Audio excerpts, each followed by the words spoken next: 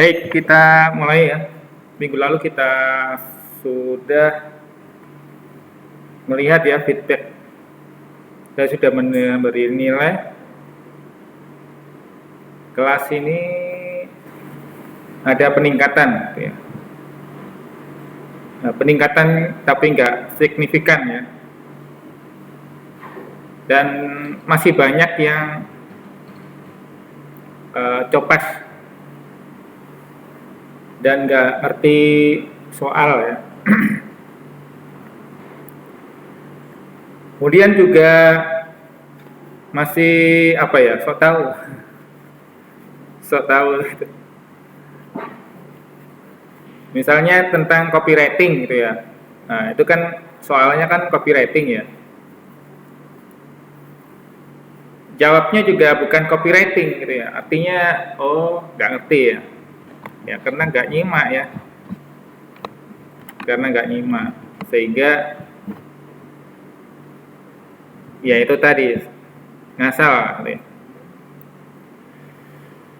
Baik, kita bahas tentang copywriting ya. Copywriting ini ada mungkin minggu depan masih ada satu kali lagi copywriting, kemudian tugas-tugas ya. Tugas-tugas. Oh ya, satu berikutnya adalah video ya. Kita akan membuat video. Kalau sebelumnya kita sudah bahas mengenai menulis ya, kemudian nulis copywriting, baru kemudian kita membuat video. Sebenarnya masih ada lagi yaitu UI UX ya. Tapi UI UX itu lebih baik dibahas khusus mata kuliah khusus ya. Jadi hari ini kita bahas mengenai pemahaman copywriting. Ini materinya sudah saya sampaikan di Lentera ya, di Lentera. Kita pahami dulu apa sih copywriting itu ya. Banyak kan kita fokus di copy-nya itu, copy. Copy yang kita maksud itu seringkali adalah salinan, ya, salinan. Padahal bukan salinan yang dimaksud di sini. Yang dimaksud di sini adalah copy itu teks, ya, teks pemasaran. Jadi copywriting maksudnya adalah menulis apa? Menulis iklan. Nah, kita bahas definisinya. Kita bandingkan dengan content writing, content writing dan UI UX writing. Apa itu? Copywriting, copy adalah teks yang terdapat pada materi periklanan, pemasaran.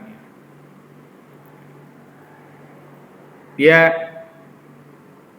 butuh teknik menulis teks ya. Jadi dasarnya adalah menulis ya. Nah, menulis yang mampu menghipnotis ya, mampu mempengaruhi orang agar melakukan tindakan. Tindakan apa ya? Kalau di sosial media, tindakannya adalah klik, gitu ya. Ada CTA di situ. Apa itu CTA? Call to action. Jadi dia ada tindakan untuk klik. Entah itu diklik apa, mau ke website berikutnya, atau mau menghubungi penjualnya, atau mau membeli. Yang jelas ada tindakan klik tadi ya, CTA. Ini kita sebut copywriting. Jadi kalau Anda hanya menampilkan gambar iklan gitu aja, itu bukan copywriting. Nggak lengkap copywritingnya. Mungkin kita sebut copywriting tapi konvensional. Yang sudah kita pelajari yang kemarin tuh ya. Ada billboard, ada iklan spanduk, ya. Ada letter, sales letter gitu ya. Kalau content writing, materi yang berupa teks, audio, video, visual.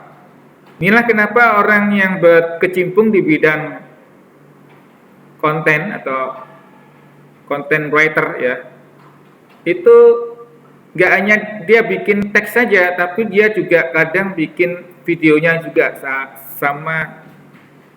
sama teksnya juga lengkap. ya. Content writer ini bukan jurnalis ya, bukan wartawan. Dia hanya kreator ya, kreator apa ya? Kreator digital. Kalau di sosial media disebut kreator digital kreator. Nah, ini beda ya. Beda dengan tugasnya guru, dosen, beda. Beda juga dengan jurnalis, wartawan, beda. Bedanya di mana, Pak? Kalau content writer itu nggak harus terjun dia mencari berita, itu nggak harus. Dia cukup dari konten-konten yang sudah ada, kemudian dia remix. Remix itu gimana? Remix itu diolah lagi ya. Kalau orang copywriting diremix tapi diolah yang menarik sehingga viewernya banyak, penontonnya banyak, followernya banyak. Jadi yang aslinya itu kaku diolah lagi jadi menarik. Kok bisa? Nah, itu dia. Sering ya kita temukan itu ya. Nah, content writing itu kita sudah belajar kemarin ya. Makanya tulisannya pendek-pendek, 150-200 kata. Content writing teknik menulis ya. Jadi ada latihan di situ. Syukur-syukur kalau Anda gemar menulis ya, atau latar belakangnya adalah jurnalis ya. Dia sekaligus menjual kontennya. Nah, seorang content writer itu mungkin kalau di sini ya, di Indonesia ini yang kita kenal itu adalah ini siapa namanya, orangnya gemuk ya, siapa ya, Doni. Dia jurnalis juga, tapi dia juga bisa membuat video yang menarik. Nah, kapan itu dia keliling Indonesia ya, naik motor bersama temannya, sama-sama jurnalis ya. Saya lupa namanya, tapi nah itu dia content writer juga ya. Dapat duit dari situ juga ya. Dari konten-kontennya itu dia mandiri ya. Nah, ini merumuskan konten yang mampu memikat. Jadi seperti saya juga ini content writer. Dari apa? Dari blog. Nah, blog itu juga menghasilkan ternyata. Tapi ada kalanya kalau tidak kita gunakan sungguh-sungguh ya blognya mungkin sambil lalu saja ya. Sambil lalu dan tidak menghasilkan uang, mungkin hanya menghasilkan kepuasan. Ini content writer ya. Jadi content writing, teknik menulis, merumuskan konten yang memikat. Biasanya hanya informasi saja, beda dengan copywriting ya. Kalau copywriting, ini poinnya, harus orang itu terhipnotis untuk melakukan tindakan. Sedangkan content writing isinya sekedar informasi, isinya sekedar untuk memberitahukan ya, informasi memikat, menghibur audiens. Hanya itu aja. Kemudian yang berikutnya adalah UI UX. UI UX ini kalau kita programmer ya, mungkin sudah agak asing ya. Apa itu, Pak? Ini user interface, kita fokusnya di mendesain ya. Nah, sama seperti tampilan presentasi hari ini ya. Nah, kurang lebih saya buat yang mungkin membuat orang agak sedikit berbeda daripada presentasi sebelumnya yang cuma teks-teks doang ya. Nah, itu biasanya begitu. Ya, teks-teks doang. Nggak ada latar belakangnya, gambar-gambarnya gitu ya. Nah, ini user interface fokus pada tampilan dan user experience. Apa itu? Pengalaman pengguna. Misalnya kita sering beli handphone ya, beli Android gitu ya. Walaupun handphonenya kita beli itu beda-beda mereknya ya, dan caranya mungkin beda-beda, tapi kita nggak pernah buka manual booknya ya. Nah, kita beli langsung buka, langsung mainkan bisa ya, tanpa harus membaca manual book. Nah, itu yang kita sebut sebagai user experience, pengalaman pengguna. Penggunanya sudah berpengalaman, walaupun handphonenya ganti versi pun kita sudah terbiasa. Nanti beli iPhone pun juga sudah terbiasa, karena ada menu-menunya ya, yang mirip. Nah, menu-menu mirip ini ya, itu user interface. Nah, itu mempengaruhi ya, cara menulis itu penting juga. Kita buat icon-icon gitu ya. Nah, itu juga ada ilmunya sendiri. Oleh karena itu, karena banyak ya materi ini, kita nggak bahas UI UX ini ya. Nah, yang kita bahas copywriting dan content writing doang. Kalau UI UX ini disarankan Anda mungkin kursus atau kelas tambahan lainnya ya, atau mata kuliah berikutnya ya. Kalau di informatika sepertinya diajarkan di mata kuliah interaksi manusia dan komputer. Tahu ya, Anda sudah pernah ikut ya. Nah, itu kita belajar bagaimana mendesain komputer.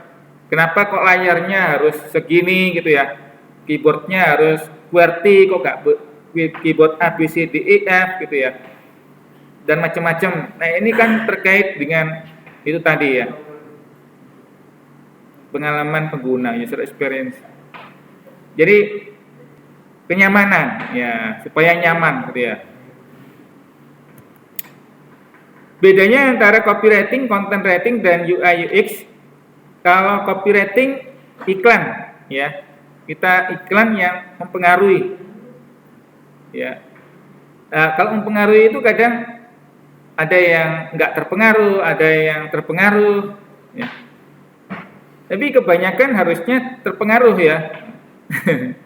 Berapa persen gitu. Nah, persentasenya bisa dilihat, impresinya, engagementnya bisa dilihat gitu ya.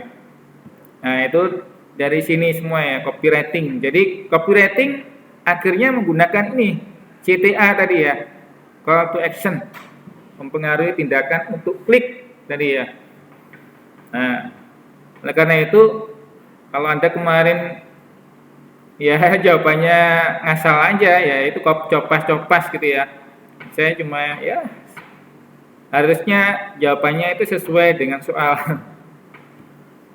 Ya, menulis ulang. Ya, materi UTS kemarin itu masih terkait dengan content writing, walaupun isinya copywriting ya.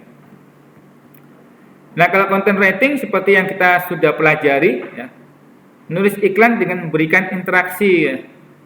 Ini promo juga, tapi promonya sifatnya adalah informasi ini ya. Dia nggak harus membeli ya.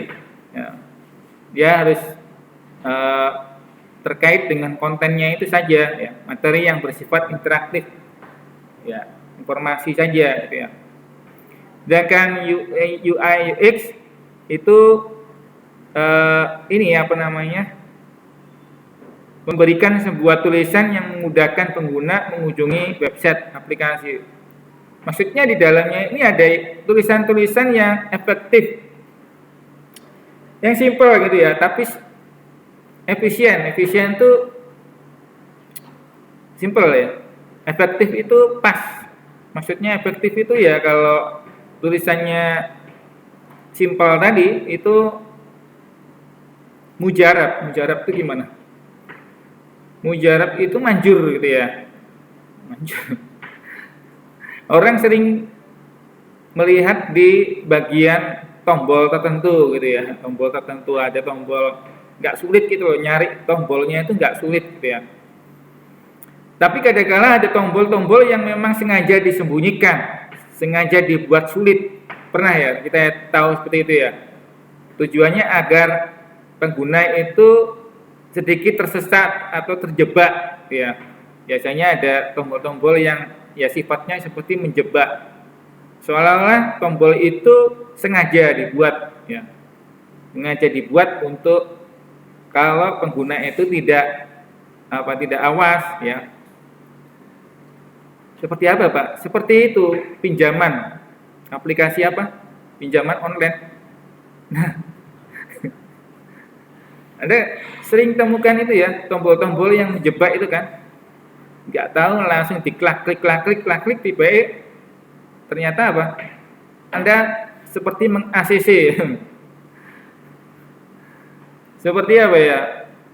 Link itu apa namanya? Phishing. Tahu phishing ya? Nah, kurang lebih seperti itu.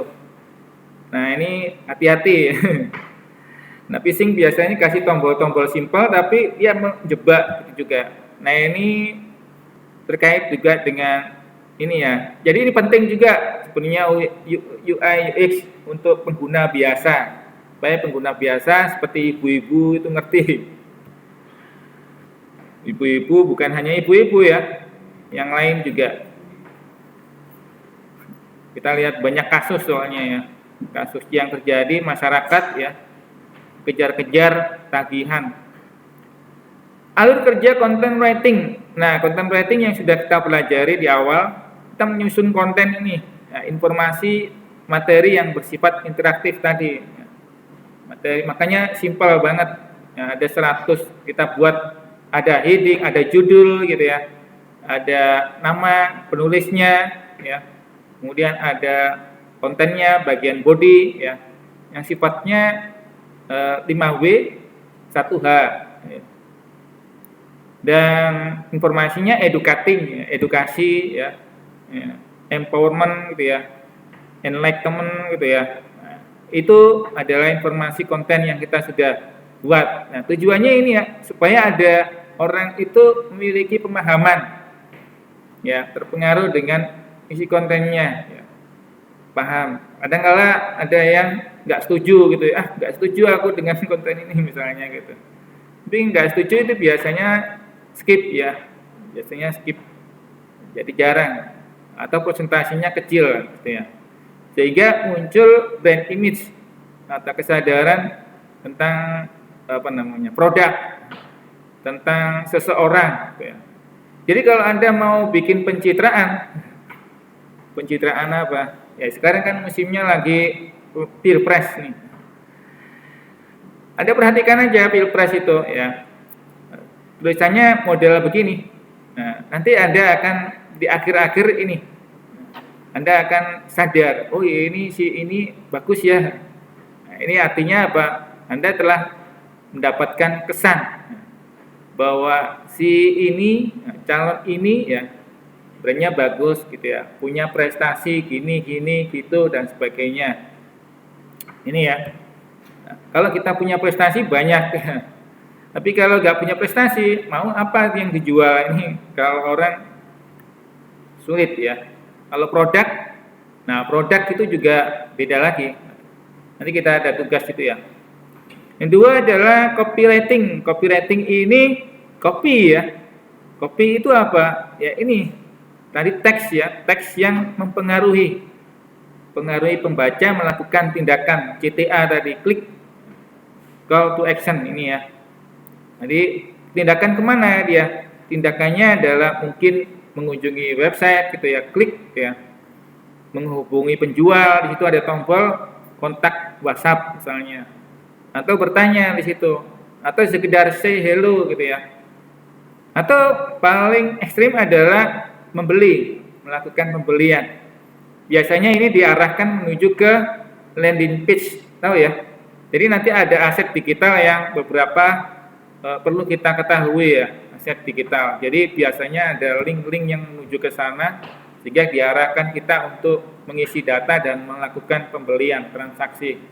Nah, conversion itu ada tindakan selanjutnya, yaitu kita akan membagikan pengalaman kita kalau kita terkesan dengan produk tertentu ya. Inilah kadang sering dimanfaatkan abus itu disalahgunakan oleh para penipu ya. Penipu itu gimana ya, sama seperti gini, call to action, ada tindakan gitu ya. Penipu-penipu sekarang kan canggih-canggih ya. Tiba-tiba seorang teman mengirimkan pertanyaan gitu ya, nomornya baru gitu ya.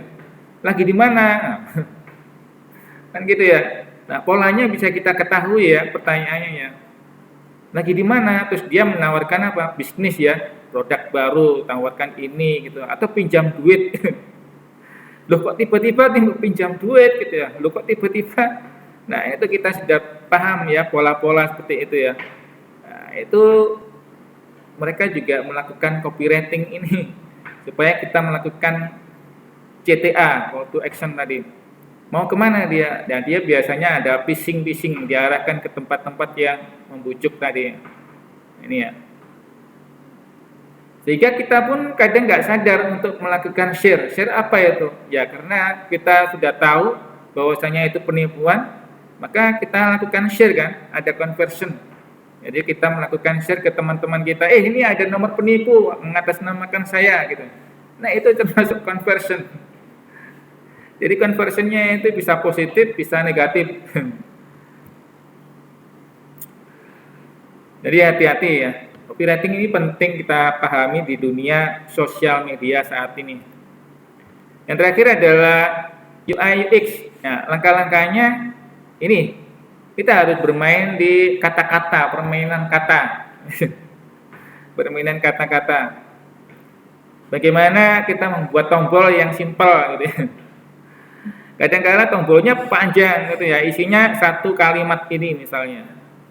Jadi kita bermain di sini panjang kalau ceritanya ini tentang UX UI UX gitu. Makanya di aplikasi-aplikasi yang sekarang ini ya cukup rumit ya. Itu semua juga terkait dengan ini ya. Permainan kata-kata, tulisan kata-kata yang memudahkan pengguna menggunakan aplikasi atau website ya. Nah, kemudian disusun. Caranya menyusun kata-kata itu gimana? Itu ada caranya ya. Paling enggak easy to read. Mudah orang itu membaca. Mudah untuk ditulis dan mudah orang itu untuk mengerti ya. Caranya gimana? Biasanya kita ucapkan gitu ya. Diucapkan, enak enggak didengar gitu ya. Easy to listen ya biasanya. Enak enggak didengar gitu ya. Kayak kalau gak enak jangan dipakai. Nah ini terkait UI UX ya. Jadi kata-kata itu disusun sedemikian rupa dengan alur ya, urutan yang flow gitu ya, flow chart gitu ya. Tata letak, layouting gitu ya. Warna terkait itu juga supaya mudah dimengerti oleh pengguna, user friendly ya. Tadi ya seperti handphone tadi ya. Itu tujuannya untuk apa ini? Tujuannya agar trafiknya naik gitu ya. Karena dengan trafik naik, maka biasanya ada banyak keuntungan gitu ya, perhatian gitu ya. Aplikasi naik. Kalau di aplikasi kita lihatnya melalui apa? Melalui user login atau melalui berapa download yang di-download ya, aplikasi yang di-download di Play Store misalnya. Nah, ini kita bisa lihat di situ. Kalau di website kita mungkin bisa lihat melalui apa? Google Analytics misalnya gitu ya. Oleh karena itu kita butuh kemampuan ya mahasiswa, bukan hanya mahasiswa yang orang-orang terkait belajar bidang ini ya. Kemampuan pertama adalah menulis. Oh ini ya. Makanya jangan copas Anda itu. UTS copas ya. Gimana kita tahunya menulis ya. Content writer itu selain menulis dia harus kreatif. Kreatifnya itu bukan cari kreatif apa ya konten kemudian kontennya saya barusan nonton reel ya, banyak reel. Jadi hampir hari-hari saya nonton reel itu. Reel itu ternyata dibikin oleh ini ya orang-orang yang membuat akun baru ya. Dan mengambil konten-konten yang sudah ada di YouTube ya. Kemudian dia olah ya. Dia ambil bagian yang paling menarik. Contohnya misalnya yang paling banyak itu adalah videonya apa? TV7 ya, Trans TV itu apa namanya? Videonya lapor Pak. Lapor Pak. lapor ya, lapor itu video apa namanya, acara itulah, ya lapor Pak itu lah.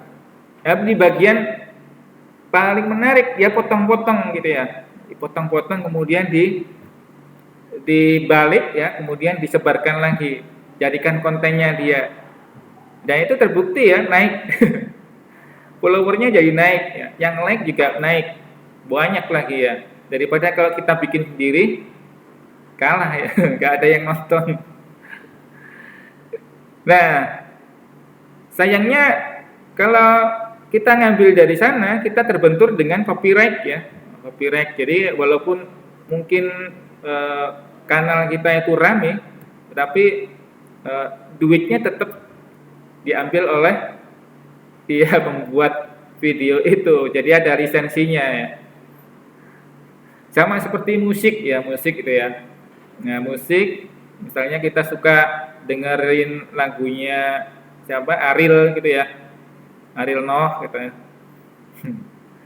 Lalu kita copy situ ya, upload lagi gitu ya, pasti kena ya. Nah, suara kan ya, pasti kena. Dan apakah kalau muncul iklannya kita dapat duitnya dari iklan itu? Tidak, duitnya tetap mengalir ke Ariel.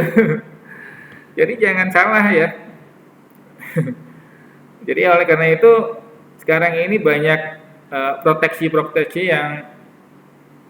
yang untuk menghindari konten creator yang curang seperti itu ya. Curang-curang itu ya main copas gitu ya, curang. Oleh karena itu Anda jangan begitu ya. Copas-copas, aduh gimana sih, bikin sendiri gitu ya. Jadi Anda harus dituntut ini kreatif ya, membuat desain dan video. Jadi konten creator nggak hanya sekedar menulis, tapi juga bisa membuat videonya.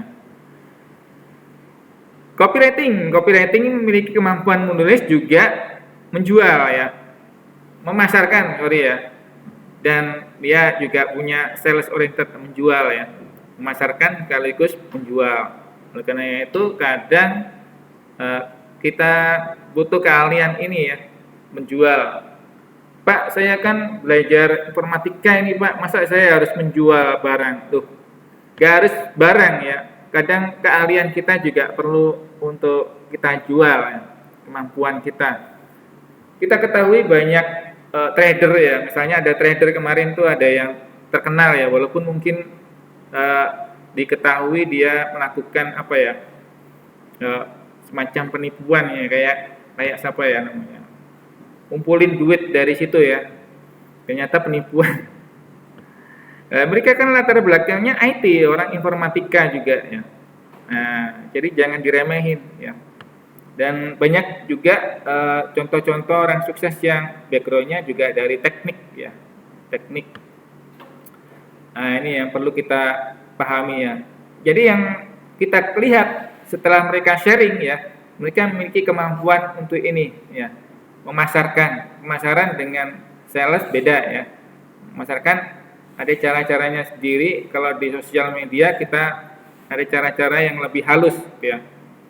Yang cara-cara seperti yang Anda jawab di UTS kemarin itu cara-cara kasar atau kita sebut sebagai hard selling. Tahu hard selling ya? Nah, hard selling nggak perlu copywriting, Anda nggak perlu belajar copywriting, langsung aja jual semuanya gitu ya, kayak toko. Kalau copywriting beda ya, Anda harus punya ilmunya dulu, ini ilmu menulis ini ya, sama ilmu marketing ini ya. Makanya banyak jawabannya yang asal tadi. Yang terakhir adalah UI UX. Ini selain mampu menulis, Anda juga harus paham psikologi manusia. Apa itu psikologi? Ya, tentang kenyamanan lah. Orang itu nyaman menggunakan laptop ini, dia suka merek ini gitu ya, merek tertentu dan sebagainya. Ini berhubungan dengan kenyamanan. Dia suka warna tertentu ya. Orang kebanyakan suka warna biru misalnya, tapi ada juga yang suka warna hitam. Tapi ada juga yang suka warna putih doang dan sebagainya. Macam-macam orang itu ya. Tapi kira-kira di antara warna-warna yang banyak tadi, mana kira-kira orang yang paling banyak suka warna tertentu itu tadi ya? Pasti ada deh. Biasanya orang suka warna biru, makanya laut warnanya biru gitu. Karena laut paling banyak. Langit warna biru gitu ya. Copywriting skill, apa ini? Kemampuan yang harus dimiliki oleh orang yang berkecimpung. Nah, kita masuk ke materi bahasan copywriting ya. Kalau content writing sudah kita bahas ya. UI UX kita tidak bahas ya. Jadi kita masuk ke copywriting ya. Nah, copywriting ini harus ini ya, harus punya kemampuan, keahlian. Keahlian pertama adalah harus punya medsos. Yang ini sudah Anda miliki ya, tugas pertama kemarin ya. Nanti kita gunakan ya. Jadi mampu membedakan cara kerja baik offline, online maupun media komersial. Anda harus tahu itu. Media-media yang ada di komersial ya, koran-koran, ya, majalah. Itu kita pelajari ya. Seperti apa sih iklan-iklan misalnya, ya, kita pelajari modelnya. Ada strukturnya ya itu. Memahami setiap matriks yang digunakan masing-masing sosial media. Tahu matriks ya? Alat ukur metrik ya. Jadi di IG itu kan ada metriknya juga. Di YouTube kan ada ya metriknya. Kalau di Twitter mungkin kita sebagai pengguna biasa nggak muncul di situ ya.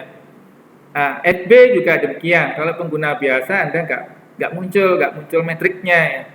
Nah, jadi gimana dong caranya? Ya, caranya tingkatkan dulu konten akun Anda ini, jangan jadi akun biasa ya. Caranya gimana, Pak? Followernya harus banyak. Followernya harus banyak, baru nanti Anda akan mendapatkan matriks ini ya. Nah, ini tanyain orang-orang yang followernya banyak, apalagi yang centang biru gitu ya. Mereka akan memiliki fasilitas yang di luar dimiliki orang-orang biasa, akun-akun biasa. Gitu. Kalau akun-akun biasa mungkin cuma sekedar update status saja ya, nggak kelihatan, atau cuma melihat views dari videonya saja, nggak kelihatan, matriksnya nggak kelihatan. Nanti kapan-kapan kita buka ya. Punya saya kebetulan, alhamdulillah ini, baik IG maupun FB sudah muncul matriksnya, artinya udah tinggal centang birunya saja ya. Centang biru itu biasanya followernya harus 5.000 ya, betul ya, kurang lebih begitu ya. Jadi followernya harus banyak dulu baru mungkin centang biru ya. Karena centang biru itu menunjukkan bahwasanya dia terkenal ya, orang yang banyak dicari perhatian informasi gitu ya. Memahami cara melakukan analisis dan desain, ya, analisis saja ya. Nah ini penting ya, makanya Anda punya kelebihan yang kuliah di informatika ini ya, punya literasi yang baik, literasi loh ya. Literasi itu tidak sekedar membaca, tapi melihat situasi juga. Bagaimana kemudian Anda melakukan tindakan-tindakan, ya. Berarti melakukan riset, melihat pasar, gitu ya. Membaca isu terkini, ya. Apa sih yang viral hari ini, misalnya, gitu ya. Minggu ini apa viralnya, gitu ya. Nanti minggu depan apa viralnya. Minggu depan kira-kira apa sih yang viral. Bisa direncanakan nggak? Bisa itu. Anda bisa misalnya minggu depan itu bulan Desember. Bulan Desember itu biasanya banyak acara di situ ya, banyak kegiatan, tahun baru kah apa. Nah, itu bisa Anda lihat gitu. Kira-kira apa nanti yang laku ya di situ. Nah, orang-orang yang punya passion sales ini ya, menjual, ini mesti melihat hal itu. Bukan hanya itu saja ya. Dulu sebelum ada medsos ya, itu kalau kita lihat ada kegiatan misalnya main bola, Persiba main bola di lapangan Persiba ya. Itu mesti apa? Sehari sebelumnya atau seminggu sebelumnya para penjual sudah mulai siap-siap. Siap-siap apa? Memasang tenda, memasang stand gitu ya. Untuk apa? Jualan di situ karena mau rame di situ, di tempat itu mau rame. Di tanggal itu ya. Begitu rame, maka dia akan mendapatkan keuntungan, jualannya banyak yang laku dan gitu. Nah, ini ya jiwa sales, artinya itu juga di medsos ya. Medsos kita lihat ini apa sih isu yang kira-kira menarik di minggu depan. Nah, itu kita siapkan. Seorang teman kemarin mengirimkan video. Video apa? Video Hari Guru ya. Hari Guru itu kapan? Tanggal 25, masih lama. Tapi dia coba bikin videonya gitu ya. Artinya apa? Dia melihat ini ya, isu terkini gitu ya. Terus kemudian bikin video dan videonya kemudian dia sampaikan di grup gitu ya. Ini Hari Guru, masih lama 25. Artinya apa ya, ini tadi melihat pasar, melihat dia melakukan riset gitu ya. Sederhana risetnya, tapi itu penting bagi kita ya. Jangan begitu viral kita diem aja. Saya sudah pernah melakukan ini ya, pas 17 Agustus beberapa waktu yang lalu. Di hari itu banyak orang mencari apa? Mencari lomba-lomba kan, panjat pinang dan sebagainya, atau upacara ya, pengibaran bendera. Itu yang viral di hari-hari itu. Maka kita siapkan video-video di hari-hari itu. Pasti rame, coba lah lihat. Konten-konten yang terkait dengan 17 Agustus gitu ya. Nanti di hari-hari berikutnya Anda lihat lagi gitu ya. Nah, kreatif dan unik, memiliki jiwa seni. Nah ini ya, penting ini kreatif. Kalau nggak kreatif, copas. Hasilnya copas lagi. Padahal kreatif ini penting untuk mengaruhi audiens, ya, konten-konten menarik. Ya. Ini yang kita butuhkan, orang copywriting. Jadi orang copywriter ini harus memiliki kemampuan ini ya. Selain matrix, kita juga gunakan matrix-matrix yang di luar ini semua ya. Tapi yang jelas matrix ini luar biasa bagus ya. Jadi matrix selain di sosial media ini juga ada matrix-matrix yang lain. Ya. Biasanya berbayar ya, nggak gratis. Nah, kalaupun gratis mungkin terbatas. Tips agar kreatif. Nah, ini solusinya supaya Anda kreatif ya. Ini biasanya yang jadi masalah itu adalah di bagian kreatif ini ya. Tipsnya adalah ini ya, literasi. Anda membaca situasi, membaca buku, membaca literatur dan sebagainya ya. Baca itu tidak hanya sekedar membaca, tapi harus mengerti, memahami. Caranya memahami gimana? Ditulis lagi gitu ya. Kemarin ngajar kuliah itu di kelas apa ya? Ya sudah merasa lah, sudah melihat lah. Ya gimana sih gayanya mahasiswa itu kalau kuliah misalnya nggak bawa buku apa, nggak bawa catatan, cuma nonton doang gini. Masa ngerti? Nggak ngerti deh. Saya ngomong gini nggak ngerti deh. Dia lewat aja bengong gitu ya. Matanya seperti memperhatikan saya gitu ya, tapi saya tahu dia pasti nggak bisa ngikuti apa yang saya katakan. Oke deh, saya diem aja gitu ya, saya lanjut aja kan. Ini penting ya literasi itu ya, bagaimana supaya kita bisa ngerti, bagaimana ini ya, lakukan upaya-upaya tadi ya. Yang kedua adalah ATM, amati produk apa yang kira-kira ya itu tadi ya, yang kira-kira laku dan kemudian sehingga kita bisa melakukan hal yang sama paling enggak ya, desainnya kah gitu ya, tapi kita lakukan modifikasi ya tertentu gitu ya supaya beda gitu ya. Menulis juga begitu ya, nulis itu jangan mentah-mentah ya. Mentah-mentah gimana ya, sering melakukan mahasiswa seperti kemarin itu, copasnya mentah-mentah gitu ya, langsung dikumpulkan gitu saja, jadi akhirnya bisa kita ketahui.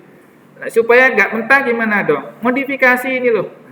Anda lakukan apa? Paraphrasing gitu ya. Minimal gitu ya. Boleh lah Anda copas boleh, tapi di parafrase gitu ya. Apa parafrase itu, Pak? Ya diubah kata-katanya itu yang senada, apa namanya?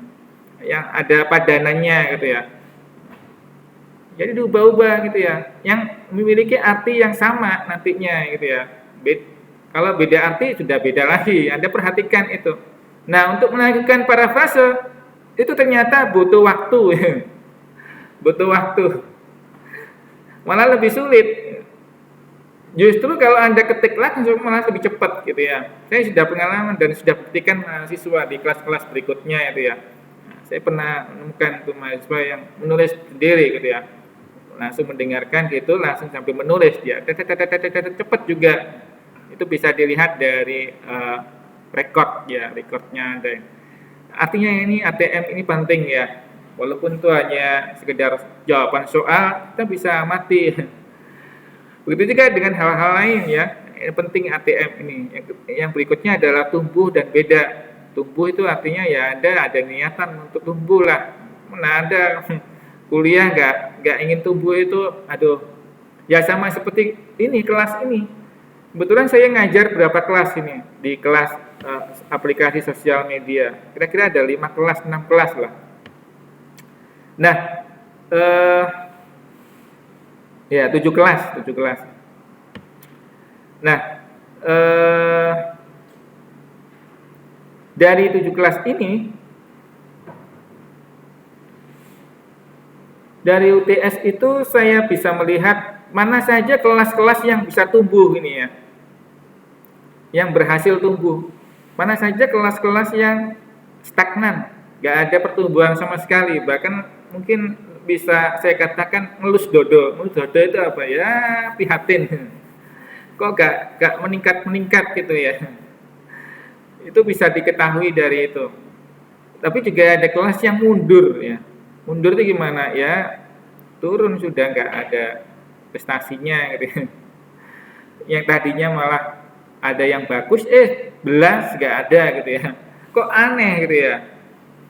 Harusnya kan jadi kebiasaan ini ya. Harusnya kan kalau literasi kontennya bagus, ya ada hasilnya gitu ya. Tapi kok tambah turun ya. Ini mungkin yang jadi pertanyaan saya ini. Jadi saya melakukan evaluasi tujuannya untuk melihat seberapa jauh, seberapa berhasil saya mengajar gitu ya. Baik, masuk ke teknik copywriting. Nah, teknik ini sudah kita masuk ke bagaimana kita buat copywriting ya. Di materi sebelumnya sudah pernah dibahas ya, tapi saya mohon maaf, saya tidak pakai menggunakan itu lagi materi sebelumnya karena sumber sebelumnya itu kita gunakan dari luar. Kan bagus juga Pak dari luar, sulit untuk diterapkan gitu ya. Saya sulitan untuk menerapkan di kelas ini. Setelah melihat prestasi Anda gitu ya di UTS kemarin. Nah, ini saya bikin yang agak mudah karena kemarin saya dapat materi juga dari luar ya, dari kelas daring ya, dari kelas daring. Nah, ini saya sampaikan kembali kepada Anda. Teknik copywriting ada 2 ya, bukan 2 sih, sebenarnya ada beberapa gitu ya, tapi kita bisa kelompoknya 2 gitu ya.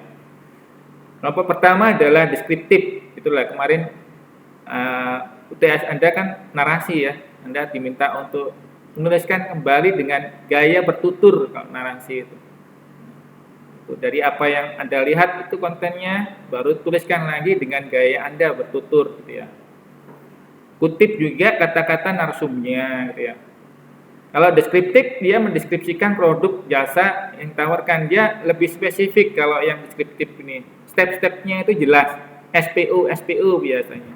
Nah, deskriptif. Kalau narasi itu SPO-nya bisa bolak-balik gitu ya, narasi. Nah, narasi itu ya kalau orang bicara gitu ya. Berarti hari ini saya ngomong, ya ini gaya-gaya narasi. Kalau deskriptif contohnya seperti ini, faktanya 8 dari 10 anak perempuan yang pubertas punya masalah jerawat, misalnya gitu ya. Ini iklan ya, iklan. Kalau di naratif, kalau dipikir-pikir, nah itu biasanya informasinya nggak formal gitu ya. Ya nggak formal, nggak kaku gitu ya. Kalau di deskriptif lebih sedikit kaku, langsung to the point gitu ya. Makanya saya bilang tadi SPO lebih banyak ke yang kalimat-kalimat formal gitu ya. Kalau yang di narasi ya kalimatnya mungkin agak sedikit tambahan basa-basi gitu ya. Kalau dipikir-pikir, foto gue sama teman-teman pas SMP dulu pada jerawatan semua, sekarang udah glowing semua gitu ya. Nah, misalnya gitu ya. Ini kan gaya bertutur orang cerita gitu ya. Nah, gaya bertutur cerita ini biasanya kita simpel-simpel saja gitu ya, nggak perlu banyak bicara gitu ya. Nah, itu ada kalanya dari kita mungkin ada yang suka dengan kata basa-basi seperti ini, tapi ada kalanya kita suka dengan gaya deskriptif yang simpel-simpel. Itulah kadang kalau saya bikin tulisan di blog misalnya, maka saya gayanya gaya bertutur gini, bercerita gini. Itu ada temen yang kadang nggak suka, ini kebanyakan cincong gitu ya, dia bilang gitu, kebanyakan cincong Ya sudah, terserah banyak cincong itu adalah strategi ya, strategi kita untuk menarik pembaca. Nah, kebetulan kalau bikin blog itu kan kita bukan siapa, kalau bukan siapa-siapa ya, pembaca akan melihat hanya kontennya saja gitu, nggak melihat siapa yang nulis gitu ya. Maka biasanya ada cara-cara, ada strategi, ada yang namanya SEO ya, Search Engine Optimization. Ya. Nah itu dengan gaya seperti itu ternyata berhasil saya menarik pembaca. Nah itu jadi ada yang berhasil, ada yang bayangin kalau semua isinya formal, deskriptif gini aja, itu seperti gaya pelajaran, ya. Gaya buku pelajaran, blog copas-copas itu. Kita lihat gitu ya. Memang rame sih, tapi orang sekedar mengambil kontennya saja untuk dicopas gitu ya. Kalau yang gaya narasi mana dicopas? Kayaknya jarang dicopas. Karena ngapain orang pakai itu gitu ya. Nah, itulah strategi ya. Teknik copywriting berikutnya adalah bahasa fitur dan bahasa sehari-hari atau bahasa harian. Kalau bahasa fitur berguna saat customer sudah memahami keunggulan produk, sehingga customer hanya ingin tahu spesifikasinya saja. Misalnya kalau kita mau beli handphone, maka kita sebutkan ya ukurannya, layarnya, kemudian apa mereknya, versi berapa gitu ya, kemudian kacanya ya, dan lain sebagainya, yang bahasanya teknis banget gitu ya. Nah ini muncul di UTS Anda kemarin, Anda copas-copas kan, langsung, wih, buat apa saya begitu? Enggak ya, saya enggak bahas itu ya. Nah, cuma ya ini kalau bahasa fitur memang terlalu apa namanya, kayak manual book gitu ya. Nah itu biasanya kalau di loka pasar dia ada sendiri, kolom sendiri gitu ya, kolom sendiri. Beda dengan bahasa sehari-hari ya, teknik copywriting yang ini malah lebih banyak digunakan ya, berguna untuk konsumen yang belum paham produk. Tapi kadang dia sudah paham produk ya, cuma dia ingin tahu aja ya. Misalnya gokil, gue sekalinya beralih ke Apple nih, ya. iPhone 13. Nah, udah nggak perlu sebut pro-pronya ya, layarnya enak gitu ya, buat nonton. Udah gitu lebar, jernih lagi, udah. Ya, tapi nggak spesifik ya. Nah, dengan demikian ini sudah menunjukkan ya inilah produk dari iPhone misalnya gitu ya. Ini bahasa sehari-hari boleh. Ini biasanya yang biasa dipakai oleh teknik copywriting. Jadi nggak perlu detail copywriting itu. Terlalu fitur gitu ya. Nah, fitur itu lebih pada kalau pembaca itu sudah klik ya, klik menuju ke halaman tertentu, misalnya ke Shopee gitu ya, ke Tokped misalnya. Nah itu baru detailnya, baru fiturnya muncul di situ, gitu ya. Teknik copywriting berikutnya adalah ini biasanya orang menggunakan informasi saja. Apabila hanya berisi informasi saja, maka pembaca akan bertanya-tanya bagaimana selanjutnya. Ya. Nah, mereka butuh klik. Hal ini mengurangi kepercayaan, menimbulkan kecurigaan tidak lengkap gitu ya. Misalnya memperkenalkan produk anti jerawat pertama dari produk XXX gitu ya. Produk tertentu misalnya produk yang lagi ngetrend di sosial media adalah apa? Ya, sekarang ini MS Glow gitu ya. Yang glowing gitu ya. Nah, ini yang direkomendasikan ya, informasi dan solusi. Informasi dan solusi sering diharapkan tanpa membaca cari tahu ya. Jadi kalau Anda memberikan informasi ya, yang diharapkan adalah informasi dan solusi. Contohnya tampil pede dengan muka terawat ya. Solusinya di muka terawat ini ya, tanpa jerawat ya. Produknya juga perlu dijelaskan. Tapi produk kadang nggak perlu di situ ya, karena akan diarahkan dengan CTA tadi. Nah, CTA-nya ada di bawah, gitu ya. Tik, ya langsung menuju ke produk. Barusan di media saya baca tadi pagi ya, baca di sosial media, misalnya Jawa Pos, ya Jawa Pos. Ini perusahaan media ini Jawa Pos. Siapa sih orang nggak tahu Jawa Pos ya? Nah, ada berita tentang kejadian baru-baru ini ya, anak-anak SMP itu ya, anak-anak SMP ataupun anak-anak naik motor yang kemudian menendang orang tua ya, orang tua itu orangnya jatuh dan itu ditangkap polisi, nggak berhasil. Dia beritahukan begitu ya, tapi di judulnya disebutkan di situ alasannya bikin geleng-geleng gitu ya, dia nyebutkan gitu ya. Setelah dicari-cari di konten, nggak ada disebutkan alasannya. Dia ngomong alasan itu nggak ada. Artinya judul dengan isi kontennya apa? Tidak sesuai. Jadi ada informasi, ada solusi gitu. Tapi begitu dibaca di isinya, nggak ada solusinya. Itu namanya apa? Clickbait. Sehingga kita nggak heran kemudian muncul di komentar-komentar sosial media itu orang mengumpat-umpat ya. Kenapa mengumpat? Karena dicari-cari alasannya apa, nggak ada di situ. Sementara orang-orang ingin tahu, baca itu ingin tahu alasannya. Kenapa mereka kok menendang gitu ya. Apa yang ditendang gitu ya. Dan lain sebagainya. Ini yang perlu dicari tahu. Nah, mereka kemudian menuduh ya, media juga ikut berperan, ini bertanggung jawab, berikan informasi yang benar. Jangan setengah-setengah gitu ya. Informasinya masih setengah, separuh gitu ya, kemudian dipublikasikan. Ini bahaya ya. Teknik berikutnya adalah interaktif, hanya berupa informasi saja. Ya. Secangkir kopi ku seruput untuk mulai di pagi ini, misalnya gitu ya. Kalau kita share di Facebook, di Facebook kah, atau di IG kah, atau di WhatsApp gitu ya. Nah, gitu ya, seringkali ini ya. Saya sering begini. Tapi saya kadang tambahi interaksi ya, menggulur gitu ya, menggulur wayai ngopi gitu ya. Kopiku ini Toraja, kopimu apa gitu ya. Nah itu kita ada ajakan ya. Selalu ada cara untuk mulai hari ini. Kalau aku sih nyari kafein dulu, minum kopi. Kalau kamu apa gitu ya. Oh kalau aku pijet dulu gitu misalnya, silakan monggo aja. Artinya kalau dia sudah jawab replay gitu ya, berarti dia udah benar ini ya, copywriting interaksi ya.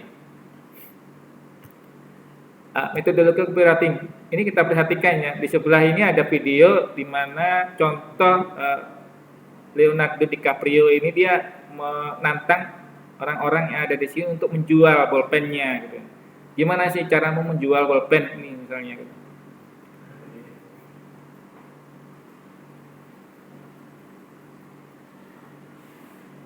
Ya, dia tahu dia.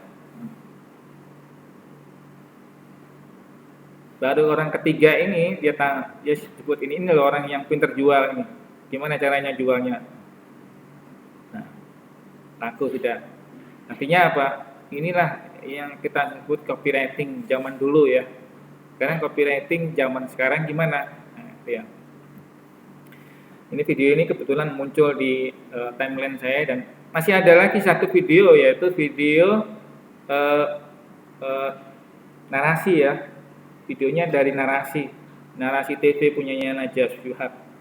Di situ ada tantangan dari artis siapa namanya lupa.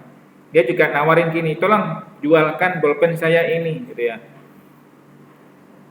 Oleh Najwa Shihab dia jualkan dengan cara-cara orang-orang pertama dan dua itu tadi caranya.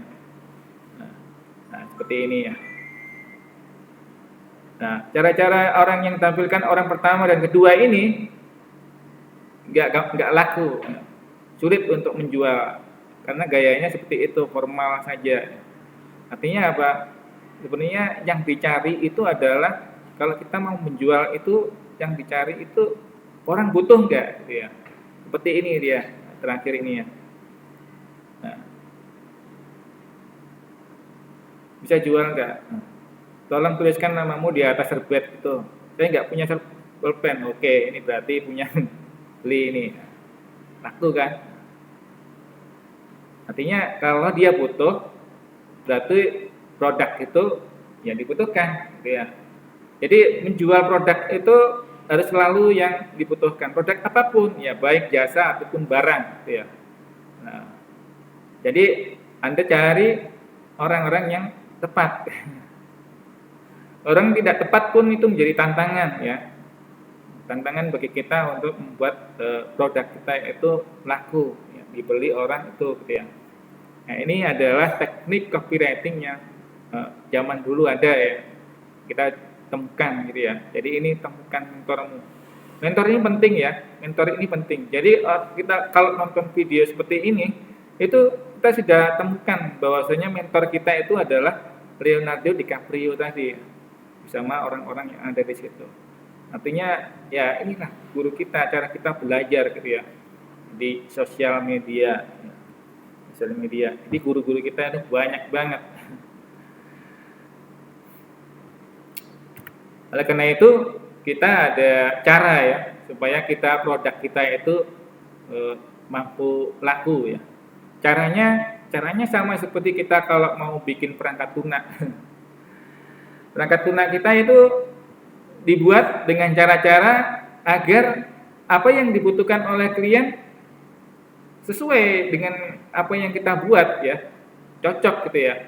Itu juga dengan kalau kita mau jual barang misalnya, jual barang. Contohnya misalnya ini ya. Jadi ada beberapa langkah-langkah kita sebut waterfall. Kenapa disebut waterfall? Saya rasa udah tahu ya, ngalir gitu ya, air dari atas turun ke bawah ngalir gitu ya, waterfall. Nah, tahap-tahap ini yang kita sebut waterfall tadi itu ada beberapa cara ya, ada langkah-langkahnya. Pertama adalah tentukan dulu produk kita dulu ya. Misalnya produk kita, aku punya kosmetik nih. Nah, oke, kenapa kok kosmetik itu? Nah, tujuannya apa untuk kosmetik itu? Ingat ya, tentukan tujuannya. Untuk menentukan tujuan kita bisa buat kalimat SPO di sini ya. Kosmetik itu untuk merawat wajah. Untuk apa ini dia? Untuk merawat wajah dari jerawat gitu ya. Supaya glowing. Supaya glowing gitu. Untuk siapa ini? Nah, sasarannya tentukan siapa? Wanita, remaja, dewasa misalnya. Usianya berapa? 12, 30 tahun misal gitu ya. Ini di media sosial pengguna mana ini? IG kah atau FB gitu ya misalnya. Oh, ada di IG juga, ada di FB misalnya. Nah, ini penting ini ya. Ini nanti akan kita simpan di dalam matriks gitu ya. Nah, termasuk ini ya, produk-produk ini. Jadi kita tentukan ini bukan sekedar menentukan saja.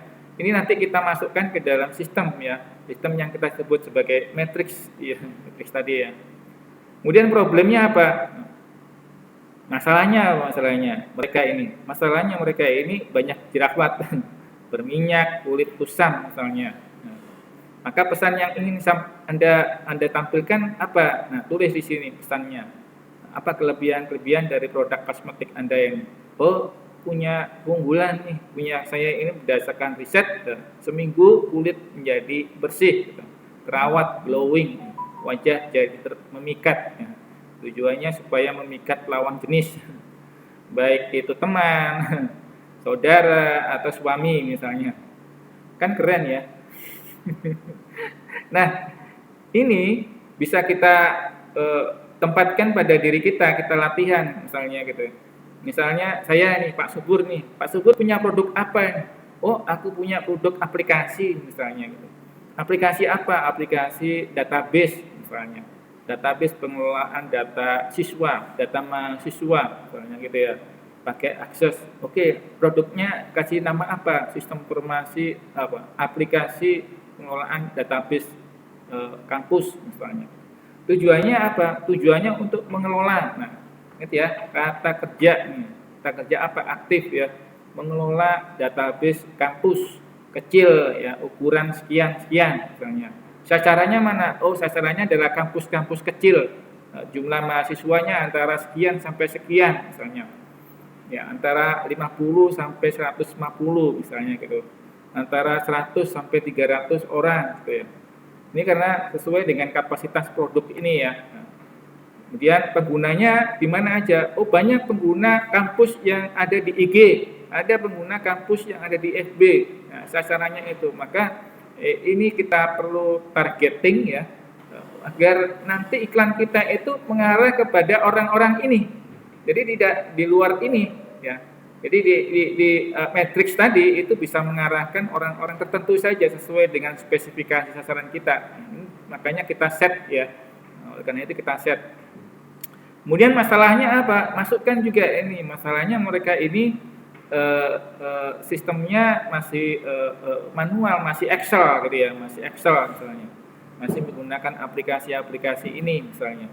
Maka pesannya apa? Pesannya adalah agar menggunakan database ini adalah untuk, nah ini diurut ya, sini ya, diurut sini untuk mengelola database kampus dengan cepat gitu ya, terintegrasi misalnya gitu ya, terintegrasi dengan sistem database, database dikti dan seterusnya. Itu kalau sistem ya.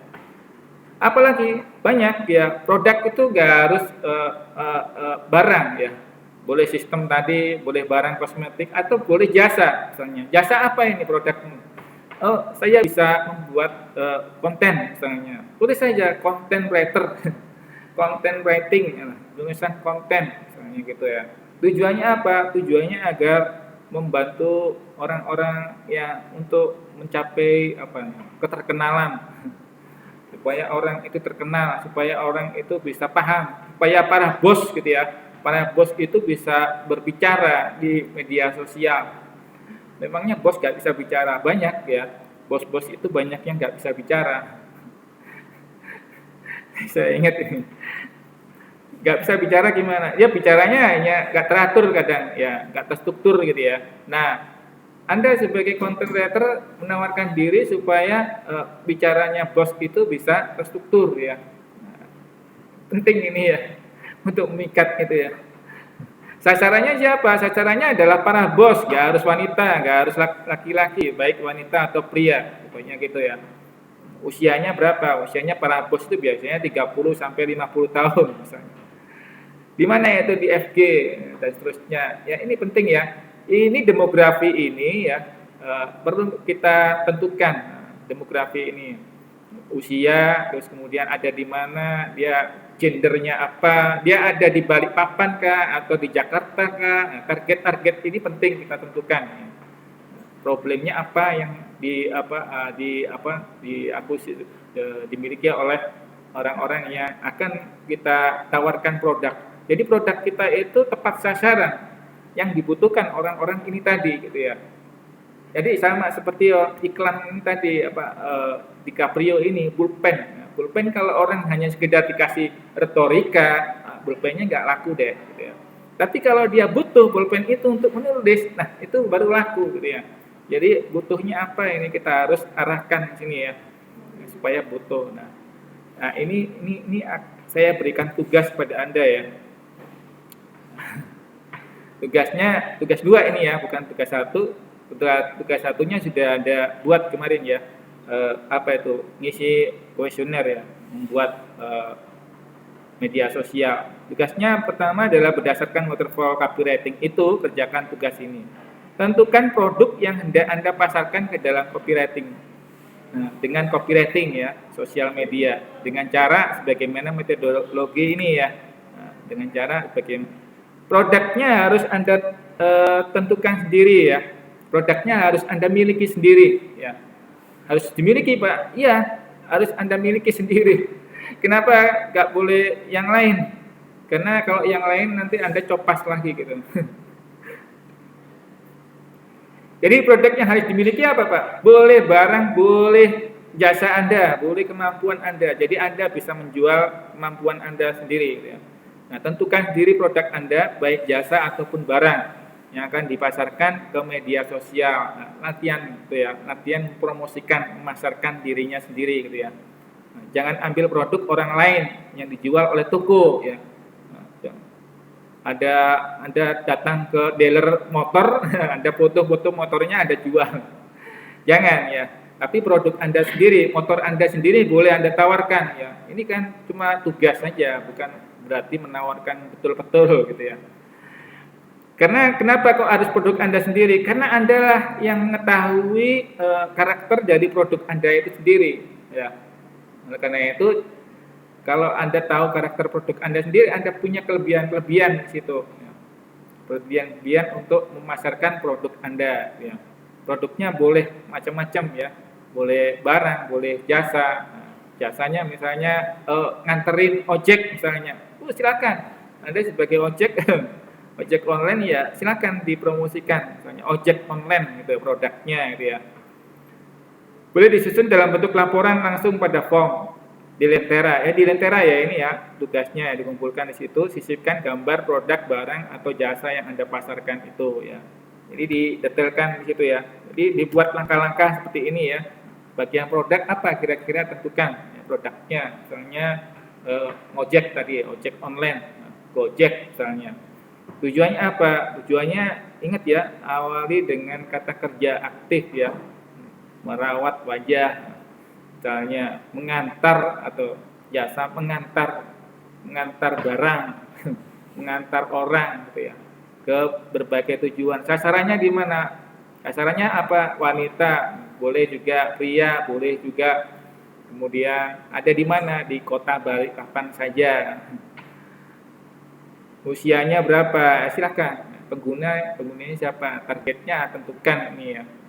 Dengan cara-cara begini, Anda medsos Anda akan ramai di situ untuk khusus produk-produk itu saja. Insya Allah gitu ya. Target apa cara-cara kita untuk membuat ikan copywriting. Nah, tugas Anda hanya menyusun ini saja ya sampai pesannya ini yang akan Anda harapkan ya, pesan yang ingin ditampilkan agar produk Anda itu laku gitu ya. Ini pesannya apa kira-kira?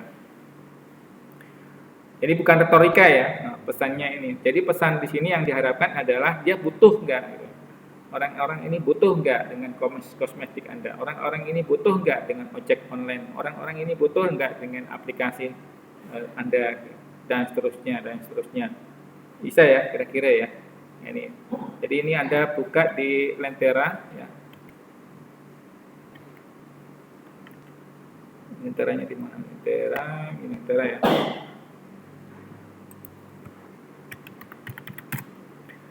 Waktunya 1 minggu ya, bisa Anda mulai susun saat-saat ini juga. Jadi produknya produk apa saja ya, terserah yang Anda miliki ya. Kas apa ini? T ya. Nah, ini ya tugas copywriting gitu. Nah, ini Anda lihat, nah ini tugas sama ya. Tinggal ditulis langsung di sini, nggak usah dibikin PDF, langsung tulis ini sama gambar-gambarnya disisipkan ya. Diurut ya, nah, produk, tujuan, sasaran, problem, pesan yang disampaikan apa, tulis ini. Dengan contoh-contoh seperti video tadi ya, Baik, mungkin ada yang ditanyakan.